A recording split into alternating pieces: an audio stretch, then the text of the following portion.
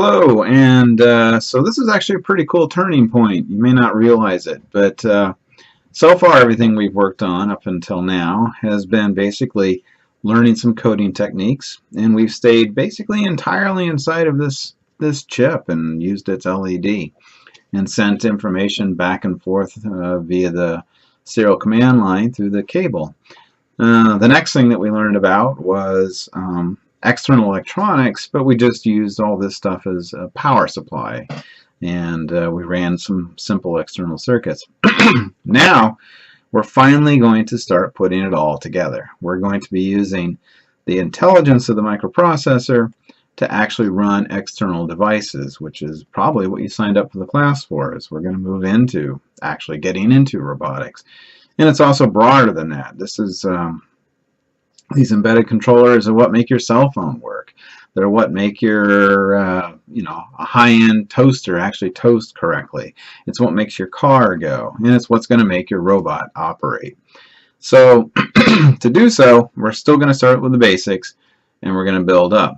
And one last sort of introduction inside the chip before we move outside the chip. And here we have a real simple piece of code. I think most of you are familiar with something like it. We've already played with Blink many times. And this particular piece of code, we've got the LED pin set up, equated to pin 13. And if you forget, you'll see that on the TNC 3.1 and 3.2 and probably beyond, that the LED, okay, the LED that's on board, is in fact coupled already to pin 13. So it makes perfectly logical sense that we would call the LED pin pin 13.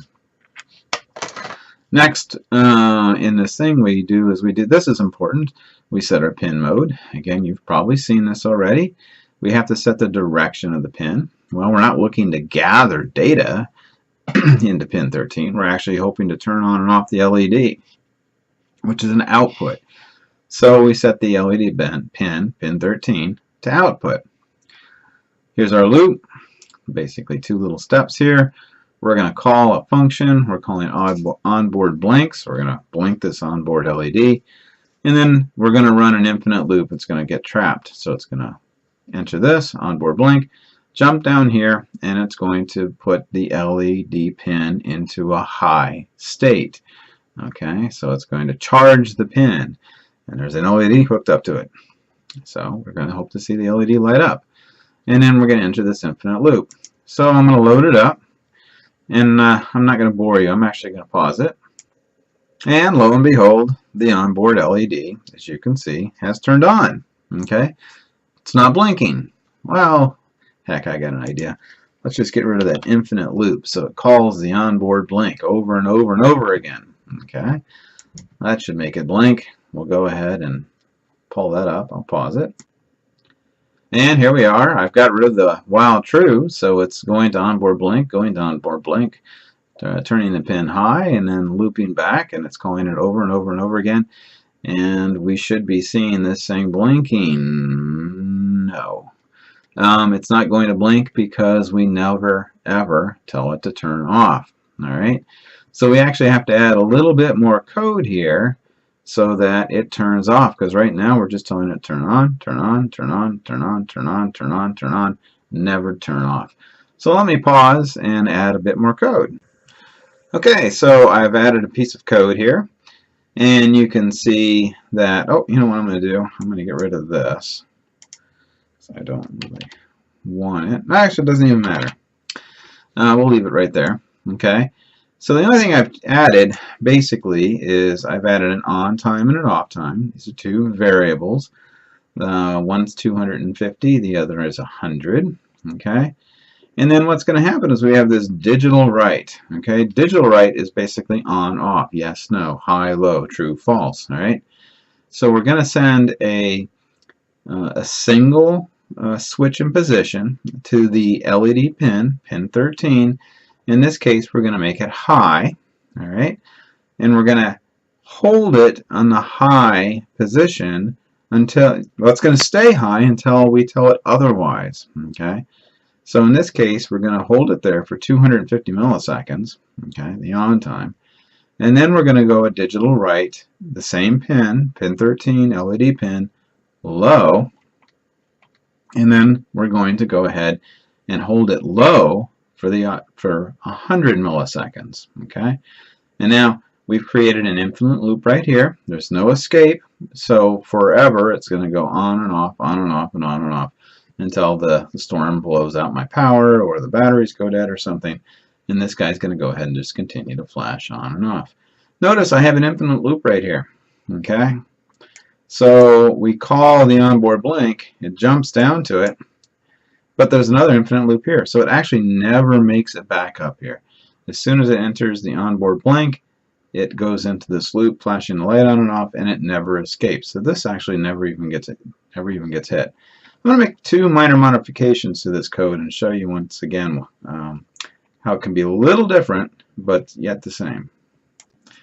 Take a look at this subtle change right here. Okay, in this case, it's still working. I've compiled it. You just don't need to wait for it to actually happen. But I put in a numeric literal right here. Okay, this was pin 13.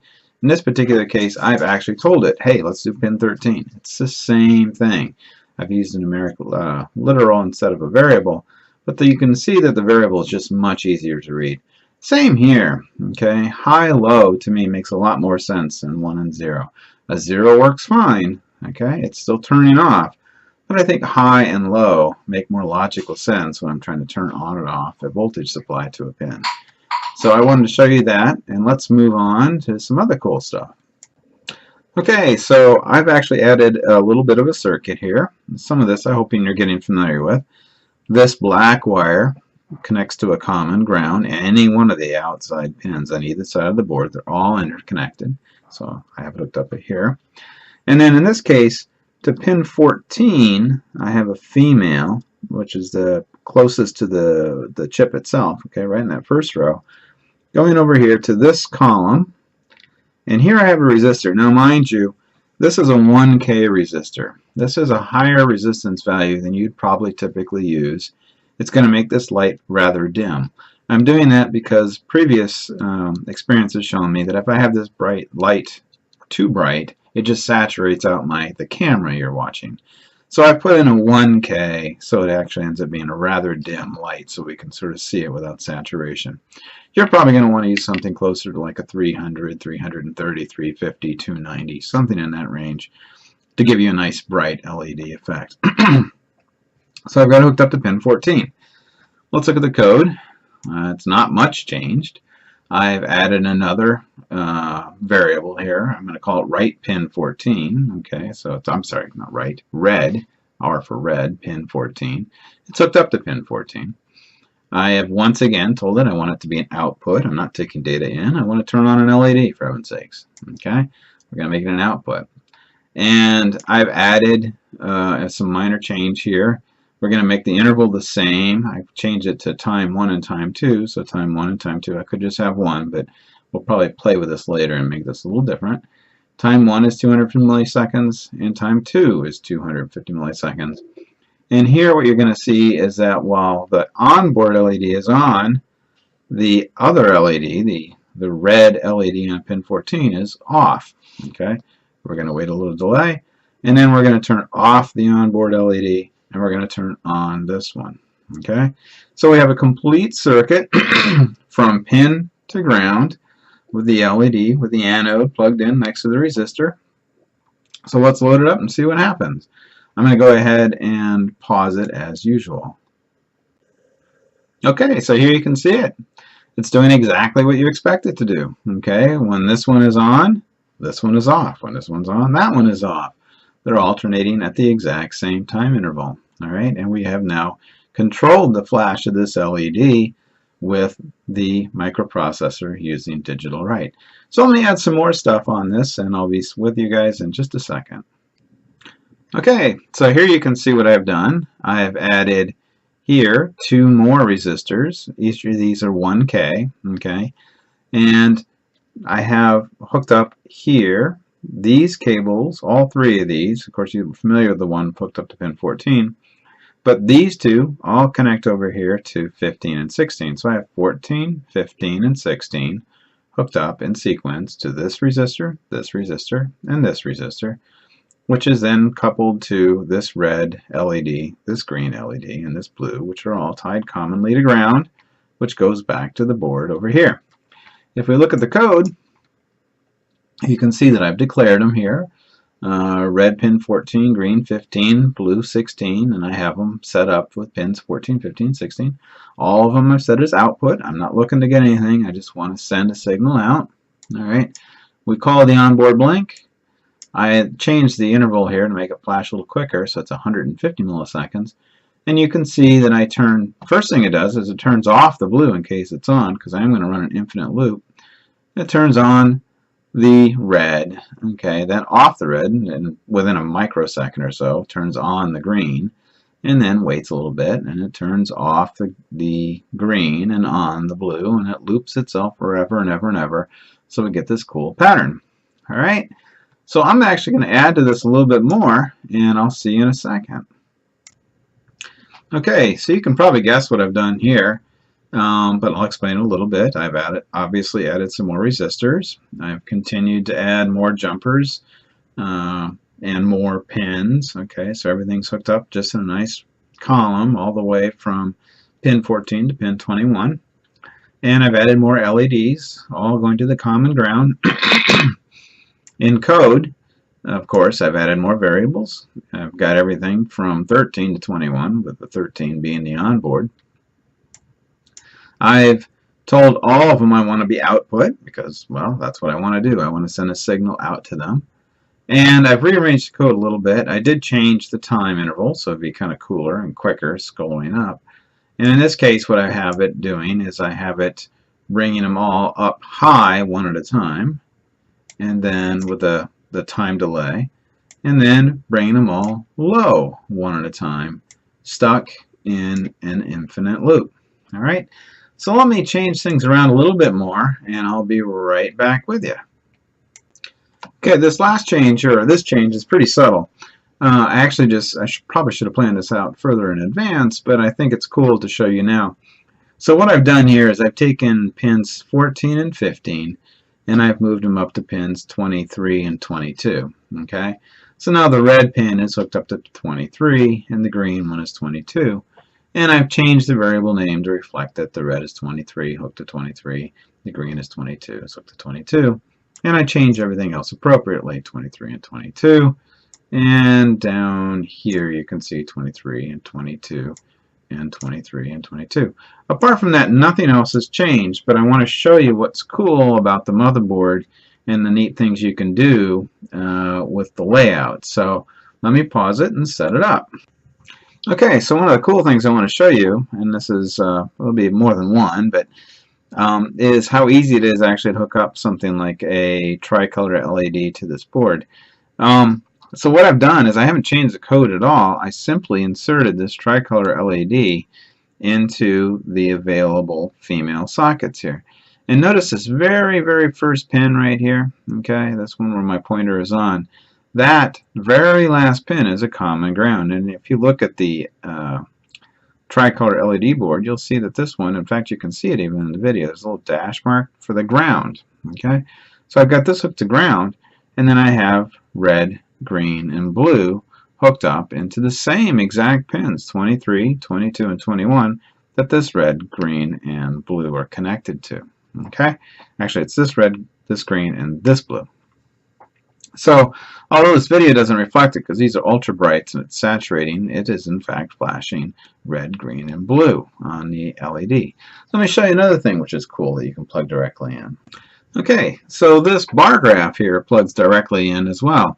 It's a 10 segment, but I didn't change the code at all, so we're actually only using 8 of them, the same number of LEDs we have right here.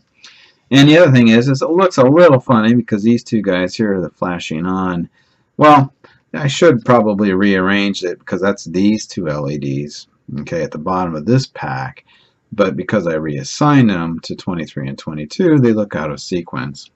But I'm going to play a lot with this in the next video, as well as making some various sound changes and adding a piezo element and making some cool effects, and I'll see you shortly. Hello, so let's continue on playing with some external devices and getting more familiar with the control using the PRT motherboard and a TNC, in this case 3.1 controller. And what I want to talk to you a bit about is the layout of the board again, just to make sure you understand. So if we look at this very last pair of female sockets, this outermost one right here, the one that's on the very edge, shares a common ground. It's hooked up to the exact same bus as all this outer row of male pins, and in fact all the outer row of male pins on this side right here. They all share a common ground. Okay, this one right here, this inner one, is hooked up to this inner row right here. Alright, so whatever voltage this row is set to output, which is selected by this particular female is going to have the same voltage. This group right here, this solid bar of female sockets, is hooked directly across to the TNC I/O pins. So, for example, this one right here, closest to this ground pin, is going to hook straight up to analog A9 or pin 23. It's worthy to have this card. Sorry, it's a little saturated with the way I have the lighting, but you can see it's A9 is 23, A8 is 22, A7 21, on and on until you get down to the pin 14. So we're going to be using this tricolor LED, all right, and I wish I could say that these are 100% reliable in the way they're wired. They all work, but it's amazing how many times these things are flipped in the way they've been soldered in between the red and the green. In fact, the one I have right here is mislabeled. It clearly says ground RGB. Okay, so one would think that if I put a current between this pin and this pin, this one being source and this one being ground, that I would expect to see the red light turn on. Well, in fact, the blue turns on. Okay, so you kind of have to play with these each individually to make sure that they're set up properly. This one is not. We're going to ignore the RGB that's written here and realize that it's exactly the opposite. It's RGB, then ground. All right.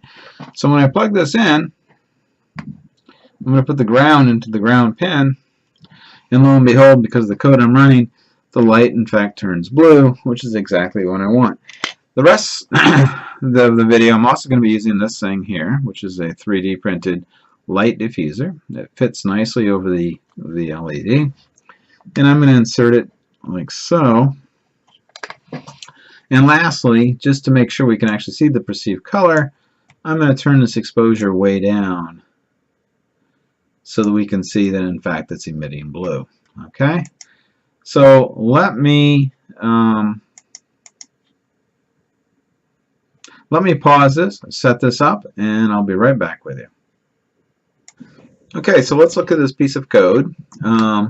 Like I said, by a little bit of experimentation, I've discovered that my red pin, okay, is hooked to pin 21, my green is 22, and my blue is 23. I do have it in those last three pins, but they're actually opposite. The blue and red are opposite of what they're labeled, which is a little frustrating, but that's just the way it is. I have set all these pins to output, so I should be able to control them. And I've written a very simple function here. Okay, three simple functions. I called it R LED, green LED, and blue LED. All right, and in each of these functions, I have an argument, which I called state. And recall from the last set of videos, if I want a pin to be high or low, I can use the terms high or low. I can also use 1 or 0. So I've chosen to use 1 and 0 in this particular case. So if I call R LED and I put a 0 in it, it's going to put a 0 here, which means that the state is going to be low. If I put a 1, for example, as I have here in this blue LED, it's going to jump down to here, and it's going to say, well, the blue pin needs to be 1 or high. And in fact, that's what I've got. So if I change this and make that a 1 and that a 0, one would expect it to swap around. So let me load that up, pause it. Okay, welcome back. And you can see, in fact, that's exactly what happened. If I called the R LED and I put a 1 in here, it made it high. What's kind of cool is that means that I can actually turn them on and off independently. So let's turn on, for example, the green one. I'm going to have the green and the red on at both at the same time. Okay, well, you can see it's well, actually in your camera it doesn't look quite right, but you would expect that red and green make yellow. This is pretty yellow, but the saturation actually makes the video look a little bit funny. So let's take a look at, for example, something that's a little more obvious. Let's put a 0 in there and a 1 in here, and we're going to take red and blue, and we'll run it. Lo and behold, we get this nice color, which is kind of what you would expect in a combination of red and blue. It's sort of this pinkish magenta. So we can then play with all of these different colors and then create applications to turn on the various different shades. So let me do that real quickly and I'll be right back with you.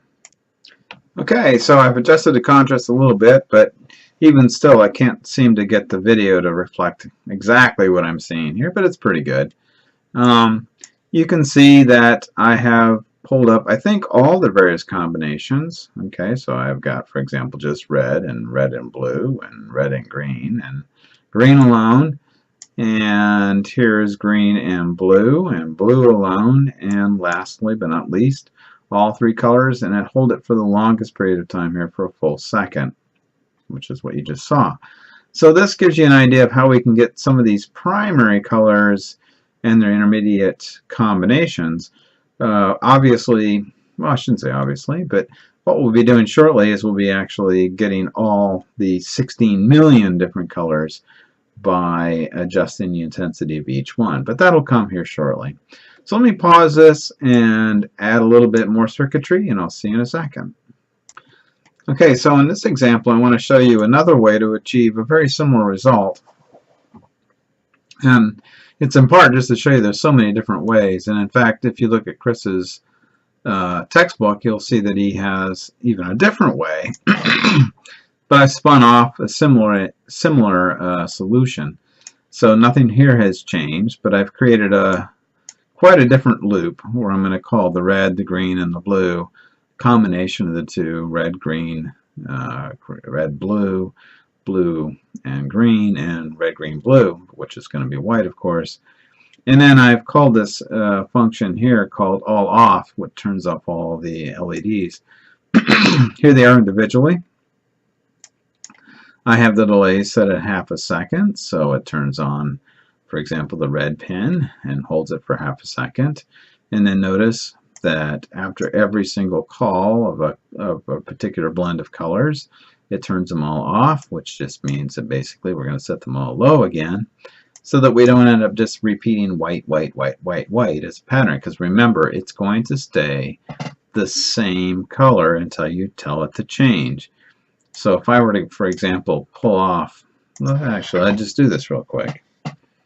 Okay, so let's get rid of all these. And you'll see it's quite a different animal. You would think, oh, I'd say it's going to change these colors, but in fact you're going to see it gets stuck in a rut. And I'm going to hold you here while it actually compiles and loads and talk for a moment. It will get stuck in a rut, and you'll think, oh, it's not working at all, because it's going to just eventually fade to white and never change because you haven't told it to turn anything off. Okay? It's still working. It's doing everything you told it to do, but it's never turning off. All right? So it never has a chance to, for example, show only red because you never told turn off the green or the blue. So let me make another modification, and I'll see you again shortly. Okay, so in this last section, before I talk about syncing and sourcing, I'm going to throw in the buzzer one more time so we can get kind of familiar with it. And I'll actually unplug it, and I'll plug it back in. You can see what I've done here. Notice the positive. Okay, I'm going to put it over here on this side of the board. okay, which starts at 0, 1, 2, 3 on down.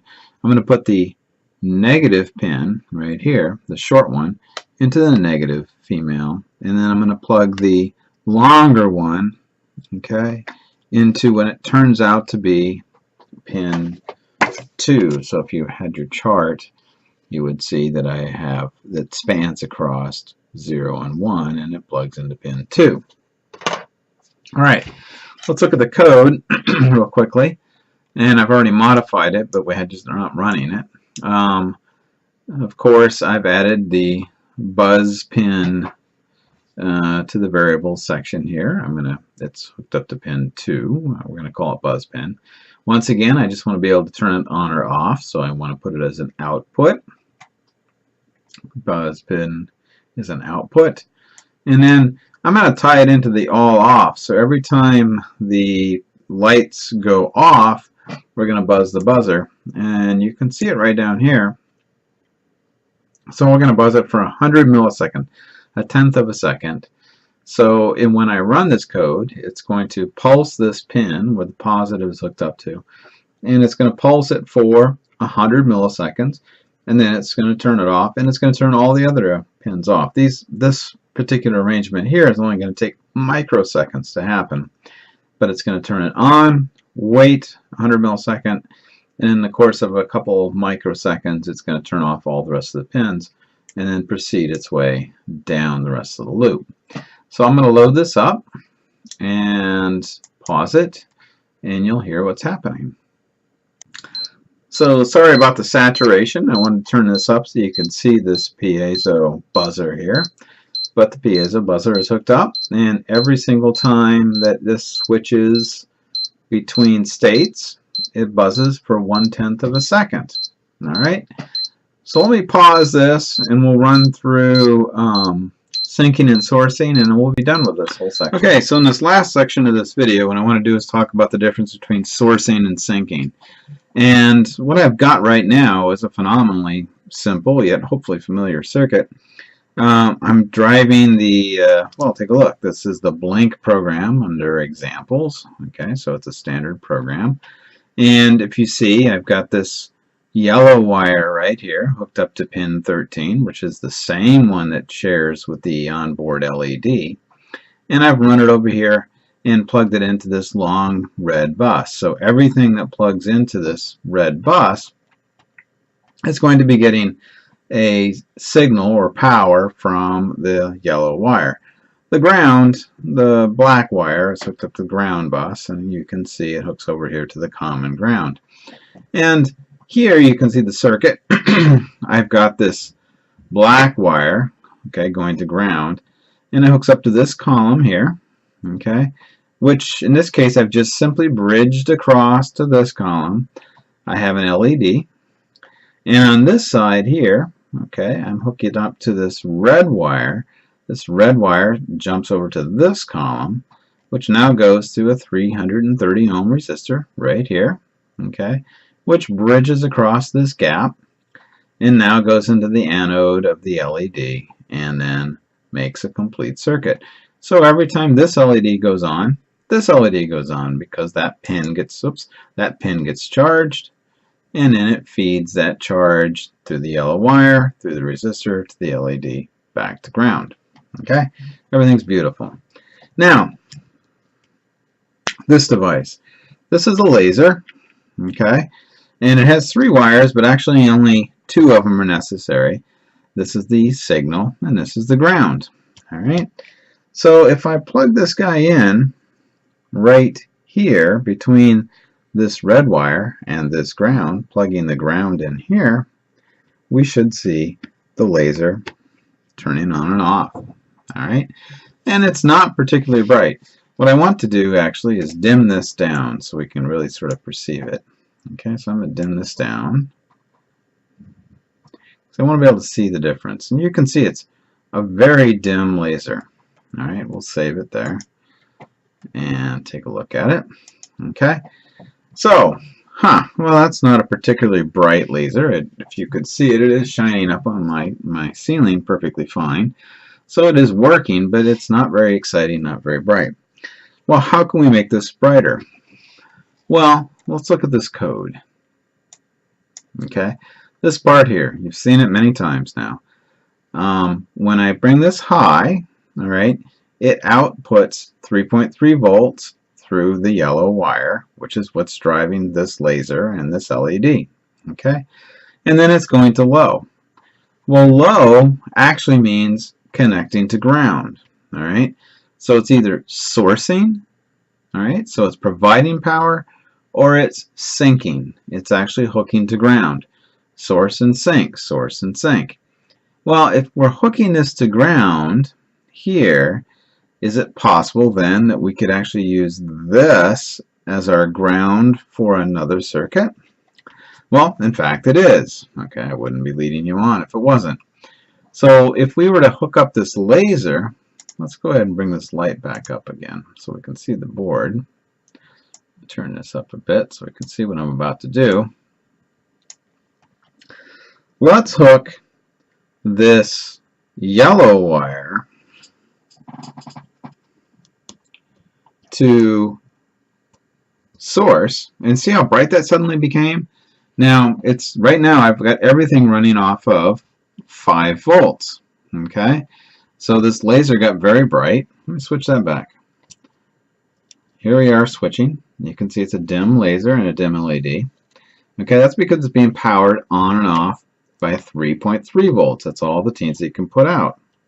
If I put it over here, there's no pulsing. I'm hooking it straight to 5 volts, and both devices got very, very bright. Now the cool part is, if I move this ground wire, and I put it on pin 13, okay, so now you can see that the laser is pulsing very brightly. We'll dim this contrast down. Okay, the laser is pulsing very brightly, and oddly though, look at the synchrony here. Before it was actually, every time this was on, that was on, but now they're the exact opposite. Well, that's because now what we've done is we provided the laser, okay, with 5 continuous volts to its source, and then we've hooked the ground to the pin, all right, which means that every time it goes low, we now give a path for 5 volts of power to make it through the laser, through the circuit, and its way to ground, because ground is now connected to the teensy. So what we've done is we've switched it from source to sink. We are now turning on and off a device not by providing it power, but providing a pathway to ground. All right, and because of that, we now have this laser very bright. Let me just leave it at the same contrast and switch it back.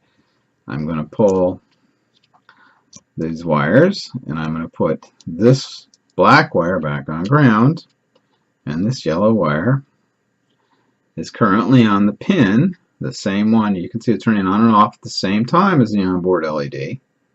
Okay, I'm now going to move this over the yellow wire so that it is going to be hooked continuously to 5 volts. It got very bright. Now I'm going to take the ground wire and put it on the pin, which means that now I'm turning on and off a pathway to ground. Okay, so we are now syncing this LED and this laser and providing it with 5 volts of power. All right, so that's a very important difference, the difference between sourcing and sinking. Sourcing, we're limited to 3.3 volts because that's all the teensy can put out. Sinking, we can go as far as 5 volts, and that gives us a much brighter response. Okay, the laser is very bright when it is low, and it is off when it is high. Let me do one last demonstration. Let's make it so that we can truly perceive that. Let's cut this down to 200. Oops. Let's cut that down to 200. Okay, and let's cut this up to 1.5. And now you'll see when I load this up that it'll actually be on for 1.5 seconds and off very briefly. Let me pause. Okay, so here you can see it. I have it now briefly off. Okay, and then it's on for 1.5 seconds. And you'll see that's the exact opposite of what's going on here. This is off for 1.5 seconds and briefly on. So we are sinking power, not sourcing it. So let me pause this and do one last demonstration, and I'll be done with this. I'll see you in a second. Okay, this is the last thing I kind of want to talk about on this particular chapter. And now that we kind of covered the idea of syncing and sourcing, I want to show you how this could be useful for other devices. So in this case, I've taken this piezo buzzer, which we've played with before, and last time you saw that I plugged it into the ground pin. All right. Well, we don't have to. We can actually create a ground pin. And I've done that right here. So I've actually plugged this piezo between pins 1 and 4 on the teensy. All right. And I've defined pin 1 as the positive pin. I'm going to call it the positive pin. And I've set the pin 4 as the negative pin. Okay. Well, look what I do here. I set both of them an output. All right, because I'm not interested in an input signal. I just want to be able to control their I/O. So I'm setting both as an output. And I'm going to set digitalWrite, the negative pin, to low. In other words, I'm going to connect it to ground. All right, so now I've created a ground with that pin. And when I go down to this code, you can see that what I've decided to do here is take the positive pin and pulse it high and then low in correspondence with the flashing of the light. So if I load this code, we should see the buzzer go on when the onboard LED goes high, and then off again when it goes low. All right, so we're going to see it briefly on, or hear it briefly on, and then off. So let me go ahead and load this. Okay. So you can see what we've done. We've created our own ground pin. We don't actually have to hook it up to ground on this board, but we can actually choose one of these pins and use it as a ground by converting it to low using digitalWrite, set it to low, and now we hook it to ground. A big difference here that's worthy of some note, and you should look up the Chapter 16 on the specifications of this chip, is you can't really handle a huge amount of current going to these individual pins, and it changes depending on the model and the year. So it's worth it to look at the data set and see what this particular board is set for.